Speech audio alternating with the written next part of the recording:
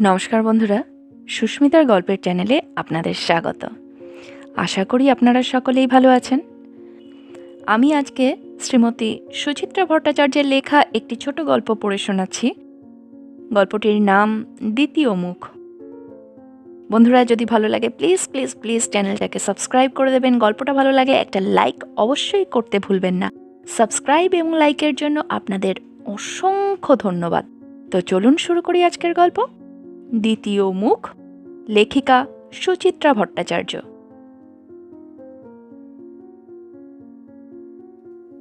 ডাক এসেছে গো, ও বাবারা, ঘরকে চলো। সকাল থেকে আকাশবাণীর মতো বেজে উঠছে শব্দগুলো, কিছু সময় পরপরই। আশ্চর্য! প্রিয়ব্রত খবরের কাগজ থেকে মুখ তুলে স্ত্রীর দিকে তাকালেন। কি ব্যাপার বলো তো, বুড়ির আজ হলোটা কি? কে জানে, মৃন্ময়ী ঠোঁট উল্টালেন। এইমাত্র রান্নাঘর থেকে এসেছেন। আঁচলে হাত মুছতে মুছতে এগিয়ে গেলেন জানালার ধারে। একটু ঝুঁকে ঘাড় কাত করে দেখার চেষ্টা করলেন বুড়িকে। না, দেখা যাচ্ছে না। বিরক্ত মুখে বিড়বিড় করে উঠলেন, বারবার বলেছি একটা কিছু ব্যবস্থা করো। কি ব্যবস্থা করব? প্রিয়ব্রতর স্বরেও বিরক্তি এবার। কেন, অন্য কোনো জায়গা নেই মরার? দরজা অবধি গিয়ে মৃন্ময়ী ফিরে দাঁড়ালেন। আর কারোর বাড়ির সামনে এমন পড়ে থাকুক না, দেখি তারা কেমন দিনের পর দিন। এ কথা তো আমি প্রথম দিনই বলেছিলাম। প্রিয়ব্রত শব্দ করে খবরের কাগজের পাতা উল্টালেন। তোমরাই তখন বেশি মায়া দেখালে। ঠিক আছে, এক কথা নিয়ে রোজ রোজ খোঁটা দিতে হবে না। মৃন্ময়ী দ্রুত বেরিয়ে গেলেন ঘর থেকে।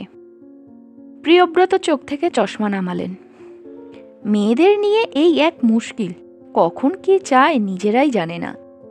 বুড়ির এখানে আস্তানা গাড়া নিয়ে প্রথম প্রথম তিনি যখন আপত্তি জানিয়েছিলেন, তখন এই মৃন্ময়ী প্রতিবাদ করেছিল সব থেকে বেশি। আহা, থাক না, বাড়ির ভেতরে তো আর ঢুকে আসছে না, রাস্তাতেই পড়ে আছে। তিনি বলেছিলেন, বাড়ির সামনেটা তো নোংরা হচ্ছে, কোন দিন দরজার সামনে হেগেমতে রাখবে? না বাবা, শিপ্রাও অমনি শাশুড়ির পক্ষ নিয়েছিল। আমি লক্ষ্য করে দেখেছি, বুড়ির কিন্তু ওসব সেন্স ঠিক আছে। বাথরুম পেলে কোমর ঘষে ঘষে ওই দিককার ড্রেনের কাছে চলে যায়। তাছাড়া কতটুকুই বা যে খায়। মৃন্ময়ীর স্বর ভিজে গিয়েছিল মমতায়। সকালে এক বাটি ভাত দিয়েছিলাম, বিকালে দেখি 5টা দানাও খেয়েছে কি খায়নি।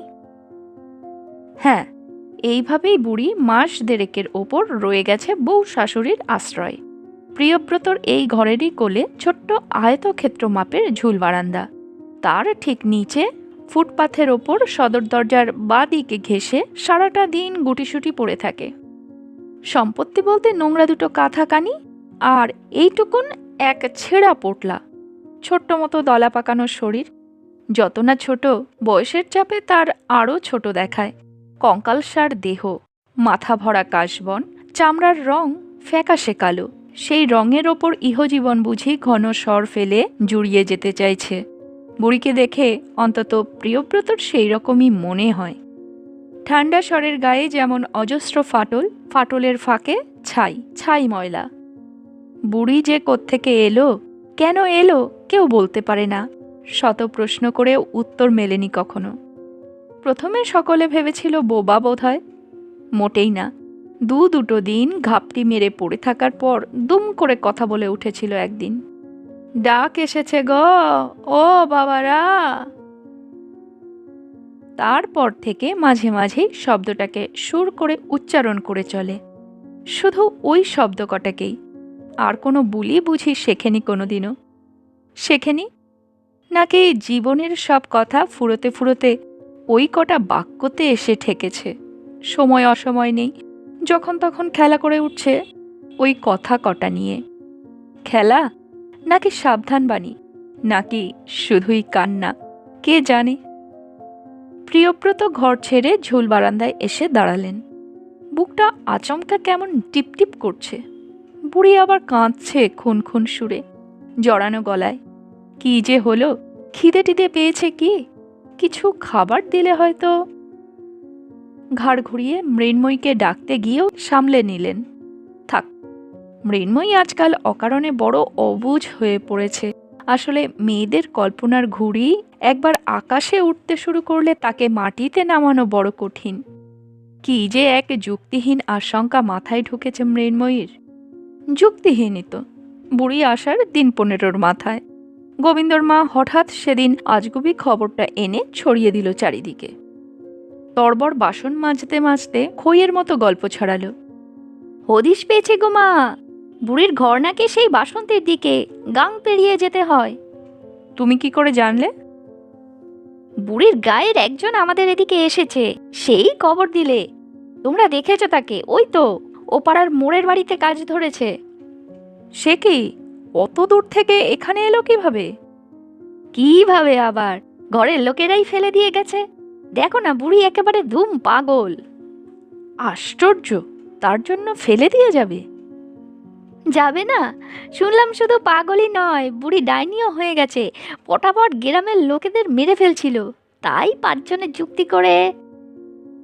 যা, এরকম আবার হয় নাকি? ছেলের বউয়ের আগে বিস্মিত প্রশ্ন ছুড়ে দিলেন মৃন্ময়ী। কোথায় ফেলে গেছিল? অত বৃত্তান্ত বলতে পারবো নি বাপু, শহরে এনে ফেলে দিয়ে গেছে শুনেছি। তারপর কি হলো? তারপর কি হলো, কিভাবে এখানে এলো তা ওই বুড়িই জানে।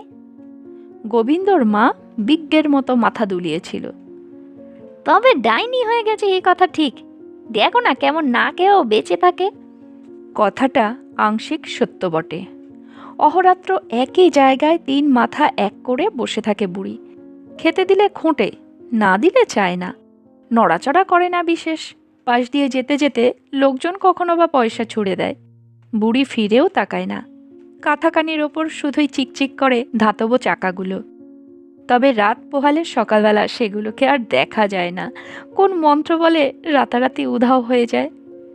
বাবলু বলে, উধাও হবে কেন? রাত্রিরে কেউ তুলে নিয়ে যায়, মানুষের দ্বারা সবই সম্ভব। শিপ্রার চোখ ছলছল করে তখন। মানুষ বলো না, বলো মানুষ নামের পশু। মানুষ কখনো মানুষকে অমন ছেঁড়া পোটলার মতো ফেলে দিতে পারে? পারে, মানুষই পারে। দেখো, নিজের ছেলেরাই হয়তো মার বোঝা কেউ নেবে না বলে। উফ! শিপ্রা শিউরে ওঠে। মৃন্ময়ী হয়তো তখন ঝপ করে বলে বসেন, এরকমই হয়, মা বাপ অথর্ব হয়ে পড়লে বোঝাই হয়ে যায়। এসব কথা হয় সাধারণত খাবার টেবিলে রাত্রির বেলা। ছেলে বউ শ্বশুর শাশুড়ি একসঙ্গে খেতে বসেন যখন। তারপর সবার খাওয়া হয়ে গেলে শিপ্রা কুড়িয়ে বাড়িয়ে কিছু খাবার রাতের জন্য দিয়ে আসে বুড়িকে। উবু হয়ে সামনে বসে বলে, খেয়ে নাও একটু, শুনছো ও বুড়ি? জরদগপ বুড়ি পিট পিট তাকায়। ছানি চোখে কি দেখে কে জানে। দেখেই শুধু। শিপ্রা কিছুক্ষণ বসে থেকে উঠে আসে। বারান্দায় দাঁড়িয়ে দৃশ্যটা প্রায়ই দেখেন প্রিয়ব্রত। মেয়েটার মন এখনো খুব নরম। হাজার হোক ছেলে মানুষ তো। মৃন্ময়ীও আগে আগে নামতেন নিচে, বুড়ির সঙ্গে কথা বলার চেষ্টা করতেন। আজকাল আর যান না। ওপর থেকে হয়তো প্রিয়ব্রতকে ফিসফিসিয়ে প্রশ্ন করেন, সত্যি বুড়ি ডাইনি নয় তো? কি যে বলো! প্রিয়ব্রত হেসে ওঠেন জোরে। তুমিও দেখছি গোবিন্দর মার মতো কথা বলছো। কি জানি বাপু। মৃন্ময়ী আরও গম্ভীর হয়ে যান। আমার যেন কেমন লাগে, বউটা এত গায়ের কাছে গিয়ে বসে। থামো তো, প্রিয়ব্রত ধমকে ওঠেন। বোকার মতো কথা বলো না।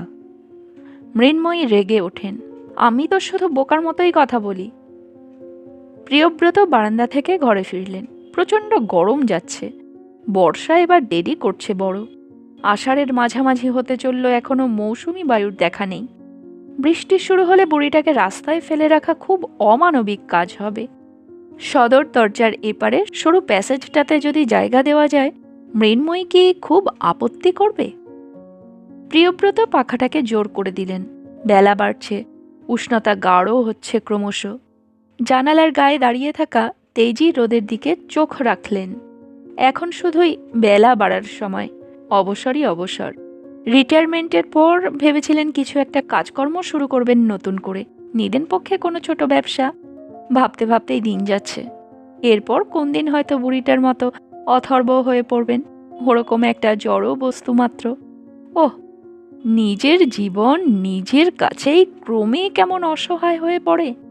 না, মরে যাওয়ার কথা ভাবতে পারেন না প্রিয়ব্রত। তিনি আরও আরও অনেক দিন বাঁচতে চান।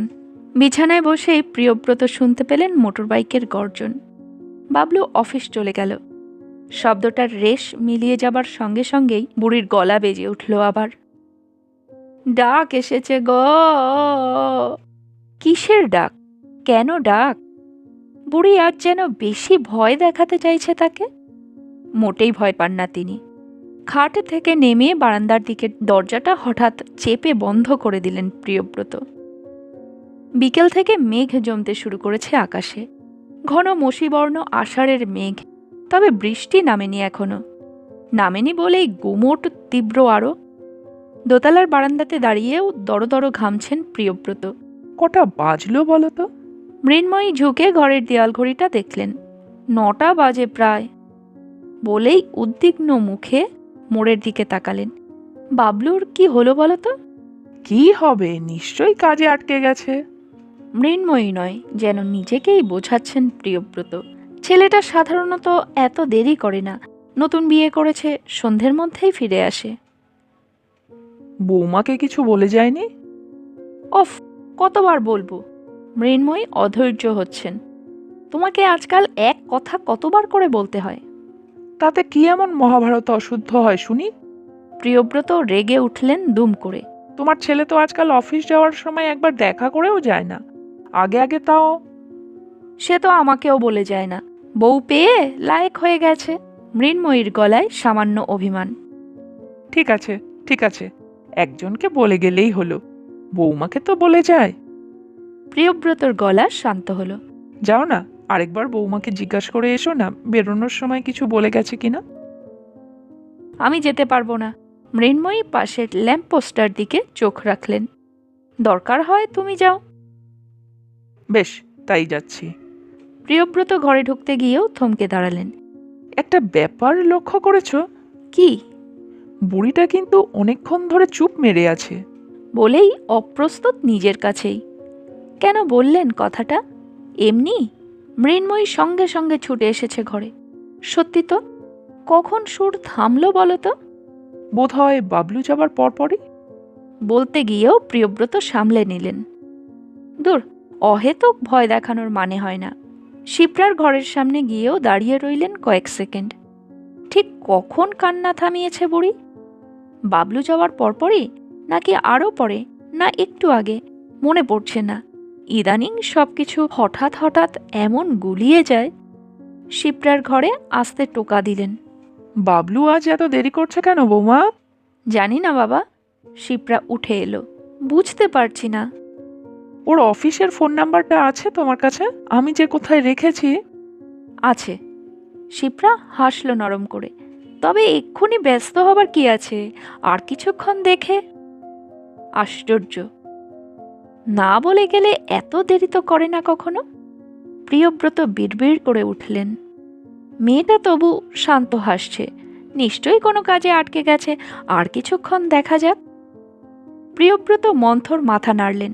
বলতে পারলেন না, তাহলে তুমি একা ঘরে চুপচাপ শুয়ে কেন? কেন বাইরের ঘরে বসে রোজকার মতো টিভি দেখছো না? না, ছেলের বউকে এভাবে বলা যায় না। ধীর পায়ে নিজের ঘরে ফিরলেন। ঠিক তখনই ঝুপ করে চারদিকের আলো নিভে গেল। লোডশেডিং। ব্যাস, এখন 3 ঘন্টার ধাক্কা। মৃন্ময়ী টেবিল হাতড়ে দেশলাই খুঁজছেন। যা বলেছ, ছেলেটা সারাদিন পর ফিরে গরমে পচে। বৃষ্টিটাও আসছে না। মোমবাতি জ্বালার পর প্রিয়ব্রত হাত পাখা টানলেন। না, এখন না আসাই ভালো। বাবলুটা তাহলে রাস্তায় ভিজবে। তা অবশ্য ঠিক, এখনকার বৃষ্টি মোটেই ভালো নয়। দুজনে মিলে জল্পনা করে চলেছেন আবোল তাবোল। প্রসঙ্গ থেকে প্রসঙ্গান্তরে যাচ্ছেন, কথা থেকে কথায়। দেয়াল ঘড়ির সশব্দে রাত বাড়িয়ে চলেছে। কারেন্ট গিয়েও চলে এলো, বৃষ্টি এসেও এলো না। শিপ্রা একসময় এসে দরজায় দাঁড়ালো। বাবা, আমি একবার পাশের বাড়ি থেকে ফোন করে দেখব। কোথায় করবে? ওর অফিসে। তুমি থাকো, আমি যাচ্ছি। প্রিয়ব্রত ব্যস্তভাবে পাঞ্জাবি গলালেন গায়ে। 10:30 বেজে যাওয়ার পর থেকে মৃন্ময়ী যেন অসাড় হয়ে গেছেন। কথাই বলছেন না। প্রিয়ব্রত যখন নেমে আসছেন নিচে, তখনই শিপ্রার পাশে এসে দাঁড়ালেন হঠাৎ। শোনো, কি হলো? তোমরা কি এখনো মনে করো আমার সন্দেহ ভুল? কি সন্দেহ? প্রিয়ব্রতর গলা কেঁপে গেল। বুঝেও না বোঝার ভান করছো কেন? তোমাদের ওই ডাইনি বুড়িটার কথা বলছি। আহ, প্রিয়ব্রত মুখ ফিরিয়ে নিলেন। উল্টোপাল্টা চিন্তা ছাড়ো তো, আমি দেখছি। অযথা ভয় পাওয়ার কিছু নেই। কিছু নেই ঠিকই, তবু কেন যে বুক কাঁপে? ছেলেটা মোটরসাইকেলে অফিসে যায়, রাস্তাঘাটে রোজই তো কোনো না কোনো বীভৎস দুর্ঘটনার দৃশ্যকে জোর করে মন থেকে তাড়াবার চেষ্টা করলেন প্রিয়ব্রত। কাছের লোকেদের সম্পর্কে কেন যে খারাপটাই আগে মনে আসে। রাস্তায় নেমে লম্বা শ্বাস টানলেন। আকাশ ঘোর লাল বর্ণ ধারণ করেছে। পূব কোণে এক ঝলক বিদ্যুৎও দুলে উঠল। বুড়িটার সামনে কয়েক মুহূর্ত স্থির দাঁড়িয়ে রইলেন। এই অসহ্য গরমেও কাঁথা মুড়ি দিয়ে গুটিয়ে মুটিয়ে পড়ে আছে, ঠিক একটা নোংরা আবর্জনার মতো দেখাচ্ছে ঘুমন্ত শরীরটাকে। এই গরমে পাগল ছাড়া কেউ এভাবে ঘুমোতে পারে না। এগিয়ে গিয়ে প্রতিবেশীর দরজায় বেল টিপলেন প্রিয়ব্রত। না, বাবলুর অফিসে টেলিফোন কেউ ধরল না। বেশ কয়েকবার নম্বর ঘোরালেন, বেজেই চলেছে।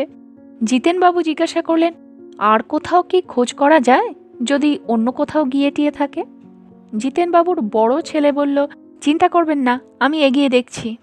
তারপর মা বললেন, কি কাণ্ড, বাবলুটা তো এরকম করে না কখনো, 11টা বেজে গেছে। প্রিয়ব্রতর সব গুলিয়ে যেতে আরম্ভ করেছে। কোথায় যাওয়া যায় এখন? থানায়? হাসপাতালে? কোন হাসপাতালে যাবেন? বাবলু কি আইডেন্টিটি কার্ড পকেটে নিয়ে বেরিয়েছে? হয়তো বেয়ারিশ হয়ে পড়ে আছে মর্গে। কতদিন পই পই করে বলেছেন মোটরসাইকেল বেচে দেওয়ার জন্য। প্রিয়ব্রত 2 হাতে চুল খামচে ধরলেন। পায়ের তলার মাটি কাঁপছে, হয়তো পড়েই যেতেন। জিতেনবাবুর ছেলেরা এসে জাপটে ধরেছে। কি হলো মেসোমশাই? প্রিয়ব্রত কোনো রকমে দুদিকে মাথা নাড়লেন। চলুন, বাড়িতে চলুন, আমরা দেখছি, যদি থানায় যাবার দরকার হয়। আরেকটু দেখি, আর আধ ঘন্টা টাক। প্রিয়ব্রত শব্দ করে শ্বাস ফেললেন। টলমলে পায়ে বাইরে এলেন। জিতেনবাবু নেমে এসেছেন সঙ্গে। প্রিয়ব্রত চেষ্টা করেও প্রশ্নটাকে ধরে রাখতে পারলেন না ঠোঁটে। আচ্ছা, ওই বুড়িটার সম্পর্কে আপনার কি মনে হয়? হঠাৎ বুড়িটার কথা কেন? জিতেনবাবু রীতিমতো অবাক। না, এমনি। আপনি কি কিছু শুনেছেন? কি বলুন তো? ওই যে গোবিন্দর মা বলে। প্রিয়ব্রত ঢোক গিললেন। ওহো, সেই আষাঢ়ের গল্প? সত্যি? কোন যুগে দেশটা পড়ে আছে বলুন তো? একদিকে কম্পিউটার, স্যাটেলাইট। প্রিয়ব্রত চোখ বন্ধ করলেন। এই কথাগুলোই শুনতে চাইছিলেন কারোর মুখ থেকে। রাস্তায় বেরিয়ে দেখতে পেলেন শিপ্রা, মৃন্ময়ী দুজনেই নেমে এসেছেন নিচে, একেবারে সদর দরজায়। পায়ে পায়ে ওদের সামনে এসে দাঁড়ালেন। আমার এখনো মনে হচ্ছে বাবলু কোথাও আটকে পড়েছে। ফোনে পেলে না? না, বেজে যাচ্ছে। কি হবে? মৃন্ময়ী ফুপিয়ে কেঁদে উঠলেন। শিপ্রার চোখেও অশ্রু টলটল।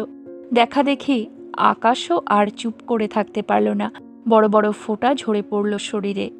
প্রিয়ব্রত পা বাড়ালেন। আমি এগিয়ে দেখছি। শিপ্রা নেমে এলো। চলুন, আমিও যাই। যাবে? চলো। প্রিয়ব্রত পুত্রবধূর পাশাপাশি হাঁটতে শুরু করেছেন। কোথায় যাবেন জানেন না, শুধু বুঝতে পারছেন যাওয়া দরকার তারও। শিপ্রারও ভুল হলো। মৃন্ময়ীও তো খুঁজছেন ছেলেকে। খুঁজছেন না বলেই পিছু ডাকলেন আবারও। দাঁড়াও। বেশ জোর বৃষ্টি শুরু হয়ে গেছে। ঝোড়ো হাওয়াও ছুটে আসছে বৃষ্টির পিঠে চড়ে। মেঘ হুঙ্কার দিয়ে উঠল। আকাশ তীরে ফালাফালা হলো বিদ্যুৎ। রাস্তার বাতিগুলো ঝাপসা আচমকাই। সেই আলোয় ভুতুড়ে ছায়ার মতো মৃন্ময়ী দলা পাকানো বুড়িটার ছেঁড়া কাঁথায় পা রেখে দাঁড়িয়েছেন। 2 চোখ জ্বলছে নিভছে আকাশের মতো। এই আপদটাকে আগে বিদায় করো, এক্ষুনি। রাস্তাঘাট বেশি নির্জন হয়ে গেছে যেন। এত নির্জন যে গা ছমছম করে। আশপাশের বাড়ির বাতিরাও নিভু নিভু। আলো আধারে বুড়ির দিকে তীক্ষ্ণ দৃষ্টিতে তাকিয়ে 3 জন। ভেজা কাঁথার তলায় আরও গুটিয়ে যাচ্ছে বুড়ি। গুটোতে গুটোতে এতটুকুন ডেলা। প্রিয়ব্রত এদিক ওদিক তাকালেন। না, কেউ লক্ষ্য করছে না তাদের। জিতেনবাবুরাও না। বিবেককে ঝেড়ে নিতে একটুও সময় লাগলো না। পাড়া প্রতিবেশীর কি? তাদের ঘরের সামনে তো আর বুড়ি পড়ে নেই, তাদের কারোর ছেলেও হারিয়ে যায়নি তাদের মতো। যদি কেউ দেখে, দেখুক। প্রিয়ব্রত নিঃশব্দে কাঁথা শুদ্ধ বুড়িকে ওঠানোর চেষ্টা করলেন। সঙ্গে হাত লাগিয়েছেন মৃন্ময়ী। শিপ্রাও এগিয়ে এলো। কাঁথার 3 কোণ ধরে আছে 3 জনে। বুড়ি ভেতরে নিথর। বুঝি জেনেই গেছে এরকম হবে। এরকমই এক জায়গা থেকে অন্যত্র পাচার হওয়া। বৃষ্টি ভেজা অন্ধকারে যখন প্রায় মোড়ের মাথায় 3 জন, তখনই আওয়াজটা শোনা গেল। মেঘের মতো গুম গুম শব্দ দূর থেকে কাছে আসছে, আরো কাছে, একেবারে সামনে এসে থামল। এ কি, তোমরা বৃষ্টিতে এখানে দাঁড়িয়ে? ছি ছি, ওটা কি তোমাদের হাতে? ইস, একটা কাজে এমন বিশ্রীভাবে। বাবলু একাই বৃষ্টির মতো কথা বলে চলেছে। বাকি 3 জন নির্বাক। 3 জন নয়, 4 জন। বুড়িটাও তো শব্দ করছে না কোনো, শূন্যে ঝুলছে একাই। একবার তো ডেকে উঠতে পারে, ঘরকে চলো এবার ও বাবারা। থাক, এ সময় কারুর কোনো কথা না বলাই ভালো।